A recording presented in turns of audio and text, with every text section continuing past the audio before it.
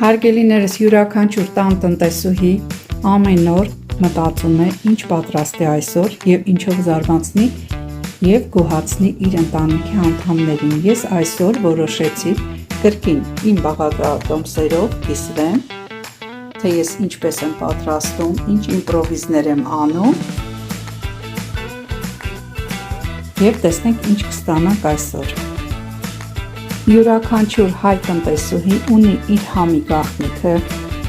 ունի իր յուրահատուկ համով ձեռքը։ Իդեպ Հայաստան այցելող բոլոր հյուրերը շատ գոհ են մնում մեր հայ կանանց պատրաստած համեղ ուտեստներից։ Հայկական խոհանոցը համարվում է լավագույնը աշխարհի խոհանոցների մեջ, որովհետև մենք յուրահատուկ ձևով ենք մատուցում մեր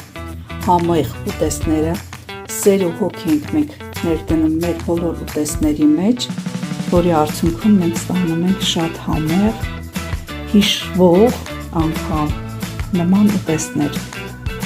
Հայ կանանց շնորհքը նաև կայանում է նրանում, որ մենք կարողանում ենք կրկնվող նույն բաղադրիչներով ամենևին տարբեր ուտեստներ ստանանք եւ ավելի գեղեցիկ մատուցենք, սեր դնենք, հոգի դնենք եւ վերջում, որ տեսնում ես արդեն ափսեն դատարկ է, ամբողջը կերված է, դա արդեն շնորհակալություն է քո կատարած օրվա աշխատանքի համար։ Կացայի մեջ ես ավելացրեցի սունկը եւ կթողեմ, երբ իր ջուրը դուրս տա,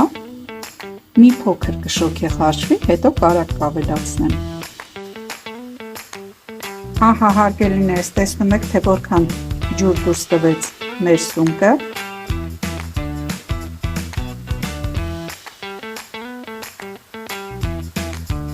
Ահա հարգելիներս, արդեն դուրս տված ջուրը գոլորշիացավ եւ ժամանակն է ես մի փոքր աղանեմ իրան եւ անջատեմ կացեմ։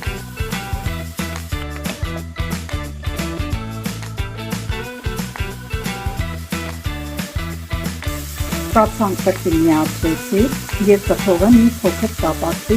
սարածի մեջ մեր սունկը։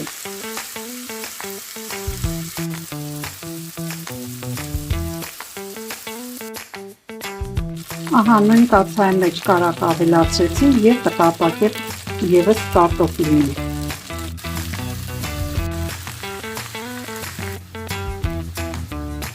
Մեր հավի միսը ես մանր կտորների եմ վերածել եւ կդնեմ խաշվելու։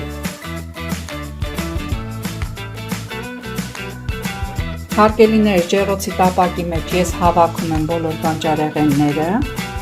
ահա սոխ, լոլի, տարբեր գույնի պղպեղներ, կհամեմ եմ աղ պղպեղներով եւ շարունակեմ լցոնելը։ Ավելացրեցի տապակած սունկը եւ կարտոֆիլը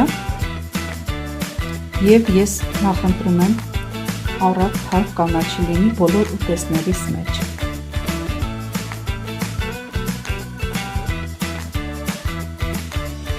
Ավելացրեցի նաեւ հավի եփված միսը, մի փոքր էլ տապակեցի, կարմրացրեցի երեսը, կավելացնեմ նաեւ հավի մսի արգանակը եւ կգնա ջեռոց եփվելու։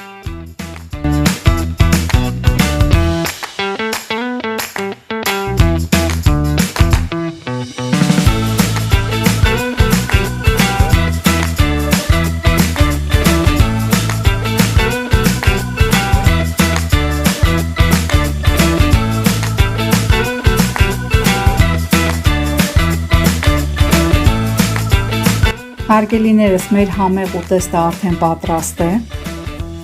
անուշ բուրմունք է տարածվել ամբողջ խոհանոցովս մեկ, ախորժալի շատ ընտիր տեսք ունի, դուք էլ պատրաստեք և մատուցեք սիրով։